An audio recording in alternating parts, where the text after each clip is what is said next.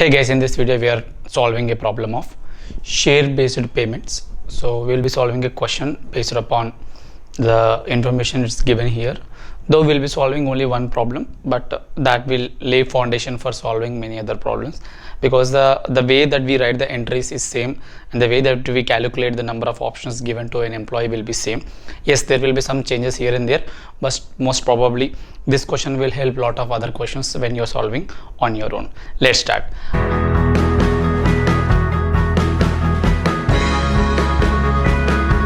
I'll take a question. In a company there are 400 number of employees, and each one is given 100 options. Like if you are an employee of a company, you are given an option to purchase shares of 400. Okay, so of 100, so the number of options given to one employee is 100. Like that, there are 400 employees in an organization. Vesting period is 3 years, which means that if I am joining the organization now, I don't get the option to exercise my right. I cannot go to the management and ask for my right or my option right now. I need to wait for 3 more years before I go to the management and ask for a share. So that is called vesting period. So this is a period wherein an employee has to perform his condition. It could be tenure of office, like he has to be in the organization for next 3 years or 4 years or whatever it may be, or he has to do something as a condition. It could be he has to increase the sales by some certain percentage, or he has to increase, or the all employees have to work so hard to increase the net profit of the company by certain percentage. Okay, so the conditions could be internal, conditions could be external. If it is an internal condition, which means you have to be in the organization for next 3 years.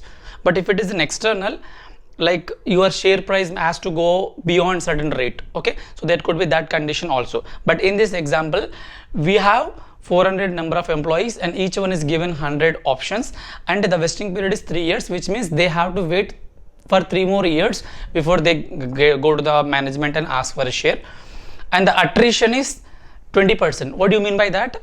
So if I'm the management and if I'm framing the policy now, like this share based payment policy, I'm thinking that out of my 400 employees, at least 20% of the employees will not be there, which means they might be resigning before the end of 3rd year.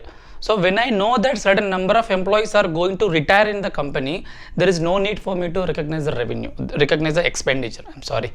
So management is estimating that 20% of their total employees will not be on their payroll before the end of 3rd year. So that is the attrition they thought at the beginning of the year, but by the end of the year they are thinking that no, we have estimated 20% of employees might be leaving the organization, but it might not be the case. Only we will revise our estimation to 16%. So the reason why they made that revision is that in the first year 18 employees have left. So looking at the figures of the number of employees left, management is rethinking their strategy. Okay, this 20% might be on a higher side, I will bring it down to 16%. The same way in the second year 20 more people have left, and there are only like certain number of employees. So when the number of employees are again left, like 20, that is again on the higher side, they are again changing their estimation, they are bringing it to 13%. On the 3rd year, the number of people who left is 14 and they are not doing any revision. The reason is that your vesting period is only 3 years, right? So in the first year you don't know how many people will leave, so you are making an estimation. Second year you are making an estimation. 3rd year you have the actual data, you don't have to make the estimation. So now we will solve that question. So that is the question, guys. So I took a lot of time to explain the question. As always, without understanding the question, there is no point in solving the question. So if this is a company, this is a 0th year, like today is 0th year, end of first year, end of second year, end of 3rd year.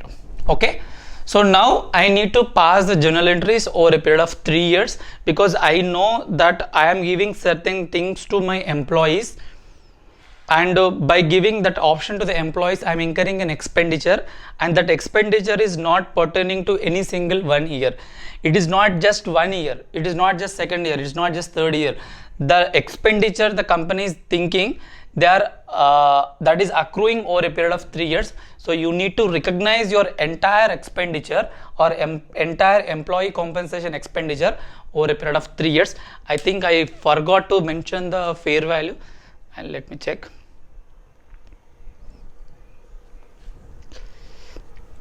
So the question has not been completed. Face value is 10, exercise price is 50, market price is 80. Yes, I think that is visible, right? So now the question is, if I am the employer, I am giving options to my employees and I'm telling them that you have to sustain in the company or survive in the company for 3 years, and by doing so I will give you an offer, I will give you shares at a reduced price. Now the market price is 80, so that is a market price. If my employee has to go to a stock exchange or some other broker, if he has to purchase my share, he will be spending 80 rupees, but because he is my employee, I am giving him at only 50 rupees, which means there is a 30% reduction, or 30 rupees reduction. That 30 rupees reduction is what I call it as my employee cost. So that is my loss. That 30 rupees I need to recognize over a period of 3 years. So that is the concept of apportioning or amortizing your total expenditure over a period of vesting period. So now stop this theory, start with the questions. Year number 1, we have number of employees. I think it is visible. We have number of employees. So number of employees are 400. Okay, so number of employees are 400, and at the end of the year 1, I am revising my strategy and I am thinking that 16% of the employees would leave my organization. See, if it is 100, 16 is leaving, so I can say 84% will stay with me. So multiplied by on roll, 84% will stay with my company. Your question will be, why are we taking 16%, why not 20%? The 20% is when I announce to the public, when I announce to the employees, but before I am finalizing my accounts, before I am closing my accounts for the financial year, before it is getting or going for an audit, I am revising my thinking and I am going for only 16%. So I will take only 16. So out of 100, 16% of the employees will leave over a period of 3 years. So 84% of the people only will be on the roll, on roll. So I will be taking only 85. And for each employee, I will be giving options. I will be giving options. Each employee I will be giving 100, and their fair value is coming to fair value. I'll write it here, fair value. It is not face value, it's a fair value, or it's a cost that the employer is incurring by issuing shares. 80 rupees is the market price, I'm issuing it at 50. So 30 rupees is my cost. I can say that is a fair value, or you can say employee cost. So I'll be taking fair value, it is not face value. 30 I'll be writing, and this expenditure I need to recognize over a period of 3 years. That is the point, right? The entire options you are not giving, though you are announcing in the year 1, but that is taking place over a period of 3 years. So you will be writing 1 divided by 3. Okay, so I will do the math.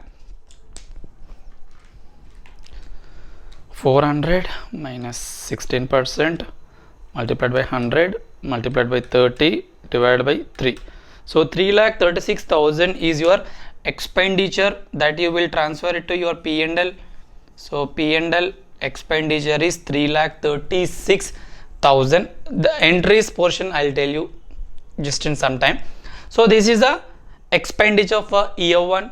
We'll go to the year 2. When you are going to the year 2, the number of employees are same. Originally you had 400. Now you are revising your thinking and you want to go with 13%. So now the catching point is here. If the revision in the attrition is for the remainder period, what you would do is from 400 you will deduct 18 people who have left and you will consider only 13%. But in this question, when the management is revising, they are revising over a period of 3 years. So I will say 400 multiplied by 87%. This is the area where you might get a doubt. If the revision is pertaining to the remaining vesting period, you will deduct the actual data for that particular year. In this case, 400 minus 18, and what are the number that is coming, you multiplied with only 13, or 400 minus 18 minus 20, and you will multiply it with only the remaining 87%. But in this question, the revision in the estimation is not just for the remaining useful life or remaining vesting period, it is for the entire period of 3 years. So I will not consider this 18, neither I will consider this 20. I will directly go with 400 multiplied by the 87%, like minus 13%. So I'll take only 87%. Just get that point, and everything will be easy. Options will be 100 and the fair value will be 30 because there is no change in the fair value. And when you are recognizing an expenditure for the second year, you will be doing it on a cumulative basis, which means we are in the second year out of 3 years. So you will be taking 2 divided by 3, and whatever the number that is coming, that you know from that you will deduct the first year expenditure. We'll do that with the numbers. 400 minus 87% multiplied by 100 multiplied by 30 multiplied by 2 by 3, you will get, somewhere I made a mistake, 400 minus 13% multiplied by 100 multiplied by 30 multiplied by 2 by 3. So you are getting 6,96,000. So we are doing it on a cumulative basis, which means you will deduct the year 1 expenditure that you have recognized it in your P&L last year, minus 3,36,000. Why are we doing that? Because we are doing 2 by 3, right? Which means it is the second year out of the 3 years. So minus 696,000 minus 336. 3,60,000 is an expenditure that you will recognize in the P&L of the second year. Now we'll go to the third year. In third year, do we have any revision in estimation? Because the life is only 3 years, the vesting period is only 3 years. So you have written the entry for the first year, you have written the entry for the second year, and now you are in the third year. When this is the last year, why do I have to estimate for the next year? I will estimate only if I am blank sided. I don't have a visibility to what could happen. But today, this year is the last year, right? So there is no need of estimation. You can take the actual. What I mean by that, number of employees are 400 in the third year. Already 18 people have left. Already 20 people have left. Already 14 people have left. So this is the number of employees. I'll repeat my point. In the year of vesting, you will take actuals into consideration, because you don't need any estimation. But for the first 2 years, you will take estimations or attrition percentages into consideration. Okay, so now once you have done that, 400 minus 18 minus 20 minus 14, so 348, and again you will do this options 100, fair value 30, and this is a third year, so 3 out of 3, so you will get multiplied by 100 multiplied by 30, so you are getting 10,44,000. Don't forget, we are doing it on a cumulative basis, which means that we will be reducing the expenditure that we recognize in the first year, 3,36,000, second year 3,60,000, which directly you can write it as 6,96,000. This is a cumulative expenditure for the first 2 years, 6,96,000. So 3,48,000 is an expenditure that you will be recognizing in the third year. Okay, so that is the entry portion. Now we will go to the that is the expenditure portion. We will go to the entry portion. Okay.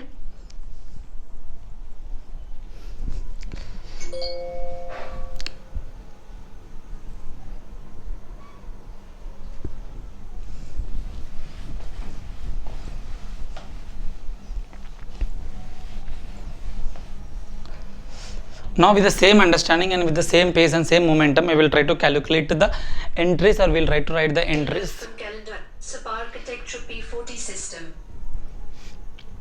Yeah, so in the first year, when you are recognizing this expenditure, that is an expenditure to the company, as if they are paying some salary to an employee. So if I'm an employer, there is an employee, for him I am paying some salary. So how do I write an entry? Salary account data to cash, or salary account data to salary payable, if it is a due entry. Same way, we will be recognizing an expenditure, that will be employee compensation expenditure account debit. What is my expenditure in the first year? 3,36,000. So 3,36,000, and this entry will go and sit in my liability as a reserve. Why? Because I will be recognizing an expenditure and I will be creating a reserve for a period of 3 years. At the end of the third year, I will be using this reserve, this liability, to issue the shares. Okay, so now you see how that works. So I will be writing ESOP outstanding account 3,36,000, and the same expenditure, this is like a due entry, you will be transferring this to your P&L. So P&L account debit, expenditure all, debit all expenses and losses. If you understand that logic, it is easy. P&L account debit 3,36,000, and you will transfer this to P&L employee compensation expenditure 3,36,000. If you are wondering what we are done, just think that first we are recognizing an expenditure and we are transferring that into our P&L. So ultimately we have debited our P&L and we created a reserve. That's it. Okay, so this is no actual entry, this is just like a book entry. The same thing will flow for the second year as well, with the 3,60,000 here, 3,60,000 here, 3,60,000 here, 3,60,000 here, 3,60,000 here. This is for second year. The same way the entry will be there for the third year. 3,48,000, no change. 3,48,000, 3,48,000, 3,48,000. Okay, so now you have understood the entries portion. Now we will see what will happen in the year in which the employees exercise. So there is a difference between vesting period and exercise period. Vesting period means that is a period for which the employee has to fulfill his condition, either being with the company for a certain period of time or doing some extraordinary performance. So that is a vesting period. He will not get any shares, but his right to get the shares will be coming into picture or popping out over a period of 3 years in this case. When it comes to exercise period, which means he is eligible on that date, from that date he will be given like 1 year or 2 year, before that period he has to exercise, he has to use his option to purchase the shares. So now we'll see how many employees have exercised here. So here all the people who are eligible have exercised their rights. Now I will erase this and I'll write one final entry. Alert from calendar, SAP architecture P40 system.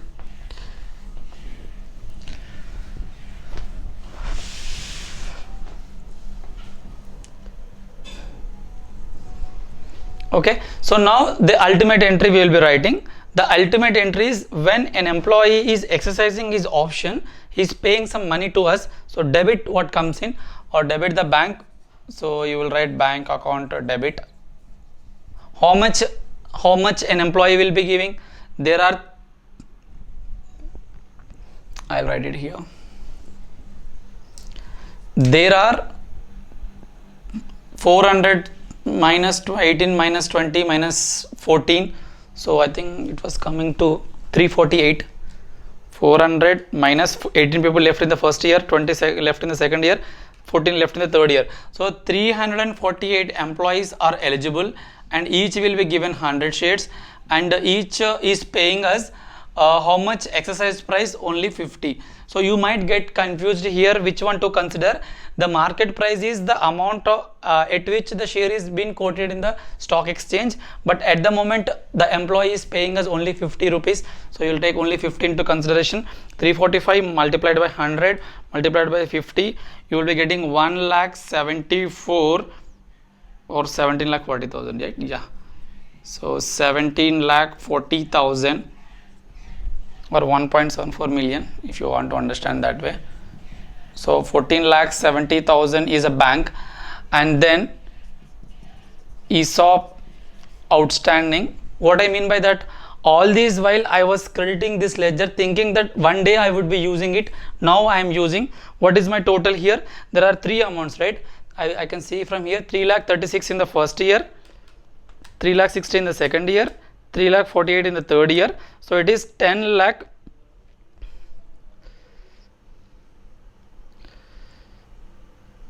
One second, 3,36,000 in the first year, 3,60,000 in the fourth year, second year,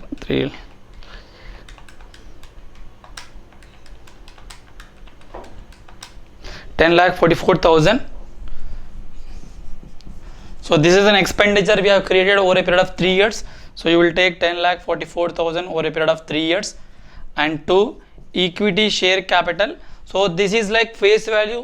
You all know that you will be recognizing everything at face value only. So there are 348 number of employees, each is been given 100 shares, and each value is having only 10 rupees. So 348 multiplied by 100 multiplied by 10. So 3,48,000 will be your equity share capital, and then comes your other equity, or you can say security premium. Okay, so just the naming change, but the point is same. How you can directly calculate? So you can do the balancing figure also, but other way of saying is market price is 80. So I'll write here 30 is our expenditure. We have recognized the expenditure over a period of 3 years. 50 is what employee is paying us. So this is matching up to our 80 rupees market price, and of that the face value is only 10. So 70 is my security premium.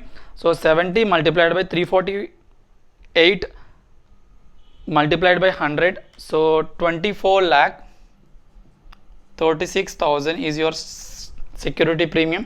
348,000 minus 10,44,000.